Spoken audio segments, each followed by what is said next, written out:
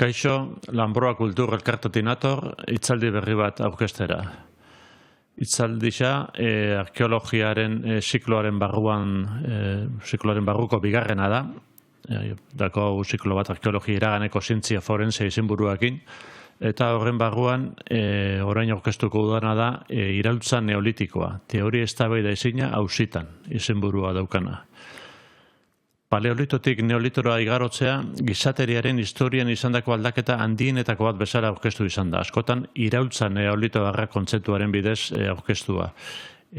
Iraultza beti ulertzen dugu, danok ulertzen dugu, aldaketa oso handiak, oso denbora gutxi. Bueno, ikuspegi horren arabera, gizakiak ehiztari biltzaile izatetik nekazari eta beltzen izatera pasa ziren. Eta honekin batera etorri ziren sedentarizazioa, etxekotzea, hau da lehen asentamentu egonkorrak, gizarte antolaketa berriak, noski, jabego pribatua, gizatalde komunitarioetatik familia nuklear patriarkaletara pasatzea, eta nekazaritza, abeltzaintza eta bustikintza. Azken hamarkadetan, ekialde hurbileko aztarnategietan egindako ikerketek erakutsi dute prozesu hori ez zela bat-batekoa izan, ez zela izan hain iraultza azkarra. Baizik eta milaka urtez garatutako eraldaketa konplexu eta mailakatua. Hitzaldi honetan, eztabaida horri helduko zaio, iraultza eta bilakaera kontzeptuen arteko tentzioa aztertuz. Bereziki, elikaduraren eta eguneroko praktiken papela azpimarratuko da. Ze jaten zuten, nola eraldatu zituzten elikagaiak, nola lotzen ziren praktika horiek landareen kudeaketarekin eta bizi modu berrien garapenarekin. Tauz, guztiz lotuta dago emakumeen rolarekin. Landaretza eta jakien kudeaketa emakumeen rolarekin guztiz lotuta dagoelako. Ikuspegi honen bidez, neolitoaren hastapenak beste modu batean ulertzeko proposamena egingo da. Gizarte aldaketak prozesu dinamiko eta konplexu gisa planteatuz.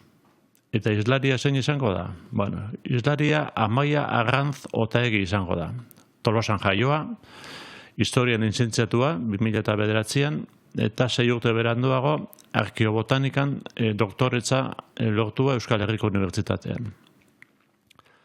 Historia horrean aditua da, eta bere ikerketaren zati handi bat, Asia ekialde hurbileko aztarnategietan egindako lanetan oinarritzen da. Siria, Jordania eta Iranen. Bere ikerketa hildoen artean daude besteak beste, historia horreko landare dietaren azterketa, basalandaren erabila eta ondorengo sedentarizazio prozesua. Ikusiko dugu ze garrantzia dukan adibidez ogizati batek. Aztarnategi baten ogizati bat aurkitu zuen eta espero esen gauza bastan hor kokatutako eta urte tarte horietan kokatutako leku baten ogizati bat aurkitzea. Ikusiko dugu ze garrantzia duen horako aurkikuntza batek.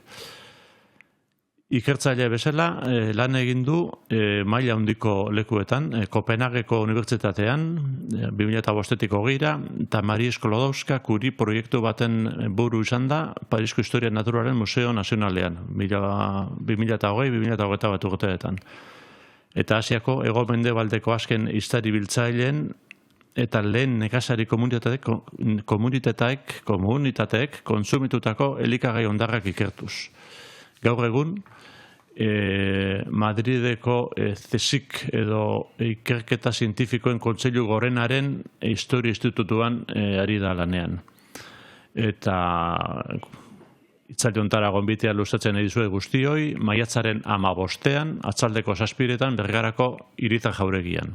Eta aurrez izen eman da, gero ondoren jarraian islariarekin afaritxo bat soziedade batean.